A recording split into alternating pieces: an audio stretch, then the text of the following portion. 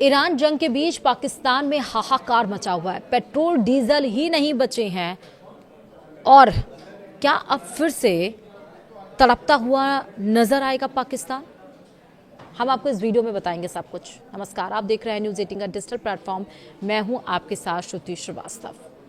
भारत द्वारा सिंधु जल समझौते को रद्द करने और पाकिस्तान के हिस्से की नदियों का पानी रोकने के फैसले ने दक्षिण एशिया में जल सुरक्षा को लेकर गंभीर चिंताएं पैदा कर दी हैं। इस कदम का असर ऐसे समय में सामने आ रहा है जब अंतर्राष्ट्रीय मौसम एजेंसियां पहले ही अल नीनो के कारण कम बारिश और सूखे जैसी स्थिति की आशंका जता चुकी है। ऐसे में पाकिस्तान के लिए हालात और भी चुनौतीपूर्ण हो सकते हैं। पाकिस्तान की अधिकांश जनता को अपनी सरकार की काली करतूतों का खामियाजा गंभीर जल संकट के दौर पर भुगतना पड़ सकता है। दूसरी तरफ कम बारिश होने के बावजूद भारत के पास सरप्लस वाटर रहने की संभावना है, जिसका इस्तेमाल खेती-बाड़ी के साथ ही पेयजल के लिए भी किया जा सकेगा। सिंधु जल समझौता, जो 1960 में भारत और पाकिस्तान के बीच विश्व बैंक की मध्यस्थता में हुआ था, दोनों देशों के बीच जल बंटवारे का आधार रहा है और इस समझौते के तहत भारत को पूर्वी नदियों जैसे कि रावी, ब्यास और सतलज का उपयोग करने का अधिकार था, जबकि पश्चिमी नदियों यानी कि सिंधु, झेलम और चेनाब का अधिकांश जल पाकिस्तान को मिलता रहा है। लेकिन अब भारत द्वारा समझौते को खत्म करने और पानी रोकने के संकेत से पाकिस्तान की कृषि और पेयजल आपूर्ति पर बड़ा असर पड़ सकता है।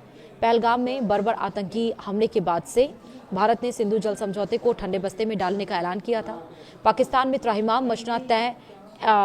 एक्सपर्ट्स का ये मानना है कि पाकिस्तान की लगभग 80% खेती सिंधु नदी प्रणाली यानी इंडस रिवर सिस्टम पर निर्भर है। पाकिस्तान का पंजाब और सिंध प्रांत, जो देश के प्रमुख कृषि क्षेत्र हैं, इन नदियों के जल पर पूरी तरह से टिके हुए हैं। यदि पानी की आपूर्ति बाधित होती है तो गेहूं, चावल और कपास जैसी प्रमुख फसलों का उत्पादन बुरी तरह से प्रभावित हो सकता है, जिससे खाद्य संकट की स्थिति उत्पन्न हो सकती है। स्थिति को और गंभीर बनाने वाला कारक है अल नीनो। अंतर्राष्ट्रीय मौसम विभाग ने चेतावनी दी है कि इस साल अल नीनो प्रभाव के चलते दक्षिण एशिया में सामान्य से कम बारिश हो सकती है और इसका मतलब है कि न केवल नदियों में पानी का प्रवाह घटेगा बल्कि भूजल स्तर भी तेजी से नीचे आ सकता है।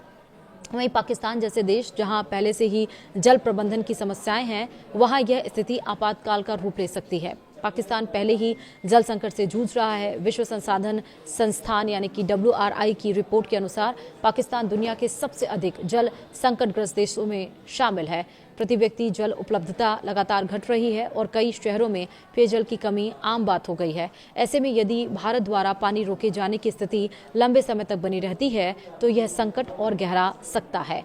राजनीतिक स्तर पर भी इस फैसले के दूरगामी प्रभाव हो सकते हैं।